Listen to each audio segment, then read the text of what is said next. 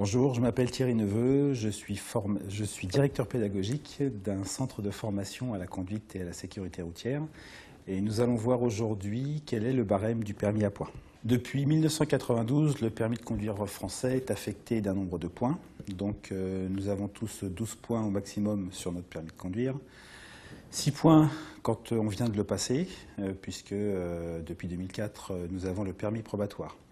Ensuite, nous récupérons les points au fur et à mesure, sans commettre d'infraction bien sûr, pour arriver à 12. Maintenant, ce qui est important de savoir, c'est comment on perd les points quand on commet des infractions et surtout combien on perd de points lorsqu'on commet ces infractions. Lorsque le permis à points a été instauré en 1992 sur une loi de 1989, c'était avec l'idée que le permis ne pouvait plus être un document définitif. Ça veut dire qu'il y avait la possibilité de perdre ce titre, non plus seulement sur une condamnation judiciaire, mais également sur une décision administrative avec la perte de points. Et donc, à partir de 1992, les conducteurs étaient informés que s'ils perdaient tous leurs points, ils perdaient également leur titre de conduite. Le but principal était bien sûr d'éviter les récidives des comportements dangereux et des infractions, car on ne peut pas perdre tous ces points d'un seul coup, mais par contre on peut les perdre en commettant au fur et à mesure des infractions. Et donc l'objectif principal était d'éviter la récidive de certaines infractions. Donc le maximum qu'on peut perdre en une seule fois, c'est donc 8 points. C'est en commettant plusieurs infractions simultanément. À chaque fois qu'on commet un délit sur la route, on perd 6 points. Les délits, c'est quoi? C'est l'alcoolémie, au-delà de 0,5 g par litre de sang. C'est le délit de fuite, c'est le refus d'obtempérer, c'est blessures et homicide involontaire. Il y en a d'autres aussi, mais les principaux délits sont ceux-là. Sur les excès de vitesse, on peut perdre de 1 à 6 points. Cela dépend de la grandeur de l'excès de vitesse. Par exemple, lorsqu'on dépasse la vitesse entre 1 et 19 km/h, on perdra 1 point.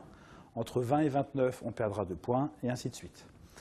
Quand on dépasse la vitesse de 50 km/h ou plus, on perd 6 points. C'est toujours une contravention. En revanche, si on commet la même contravention en récidive, cela devient un délit et on perd également 6 points.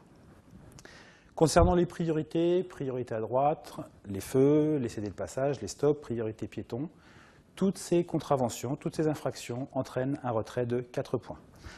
De même, quand on franchit un sens interdit, on perd également 4 points. Certains conducteurs peuvent perdre leur permis suite à ces infractions, et je pense notamment aux conducteurs qui sont en période probatoire. En effet, lorsqu'on passe le permis, on n'a que 6 points, et donc on a vu dans le barème que certaines infractions entraînent directement 6 points. Ce qui fait qu'un conducteur en permis probatoire peut perdre très rapidement son permis en commettant une infraction de ce type. Je pense notamment à l'alcoolémie, puisque j'ai parlé tout à l'heure d'alcoolémie en délit qui fait perdre 6 points, mais même une alcoolémie en contravention fait également perdre 6 points. Et c'est vrai que là, les premières personnes visées sont essentiellement les jeunes.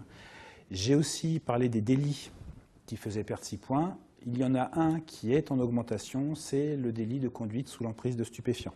De plus en plus, on constate ce délit. En effet, maintenant, on mesure les stupéfiants chez les conducteurs, ce qui ne se faisait pas avant 2003.